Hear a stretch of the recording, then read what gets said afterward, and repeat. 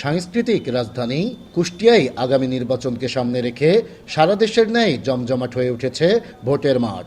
সকাল থেকে গভীর রাত পর্যন্ত প্রার্থীরা চষে বেড়াচ্ছেন নিজ নিজ এলাকা।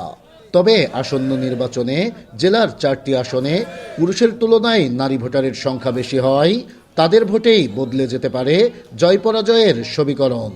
কিন্তু ভোট কেন্দ্রে সহিংসতা ও বিশৃঙ্খলা নারীদের ভোট প্রদানে সবচেয়ে বড় বাধা বলে মনে করছেন এখানকার নারীরা।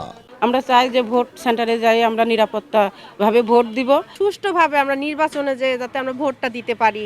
নারী ভোটাররা বলছেন নানা প্রতিকূলতার মধ্যেও নারী বান্ধব নেতৃত্ব চান তারা, যারা ভূমিকা রাখবে নারীদের কর্মসংস্থান সৃষ্টি, সামাজিক ও কর্মক্ষেত্রের নিরাপত্তা, ন্যায্য মজুরি সহ নারীদের শিক্ষার উন্নয়নে।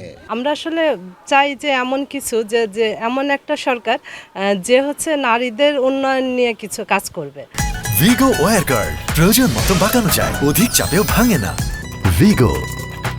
আমরা আমাদের নিজের অধিকার ফিরে পেতে পারি, আমরা চাকরি প্রতিষ্ঠানে নিজেদের অধিকার বজায় রাখতে পারি, চলাফেরা রাস্তাঘাট যাতে আমাদের জন্য নিরাপদ হয়। এদিকে নারীদের ভোট নিজেদের বাক্সে আনতে কাজ করছেন প্রার্থীরাও, দিচ্ছেন কর্মসংস্থান সৃষ্টিসহ নানা প্রতিশ্রুতি। নারীদের উন্নয়নের জন্য আমরা প্রতিটা পরিবারে নারী প্রধানের নামে আমরা একটা ফ্যামিলি কার্ড ইস্যু করব। আমরা আমাদের মা বোনদের মধ্যে যারা আরও ব্যবসা বাণিজ্য করতে চাই বা কুটির শিল্প হস্তশিল্পে কাজ করতে চাই তাদেরকেও আমরা বিভিন্নভাবে প্রশিক্ষণ দেবো, সহযোগিতা করব। মেয়েদের জন্য আমাদের একটা আলাদা পরিকল্পনা আছে।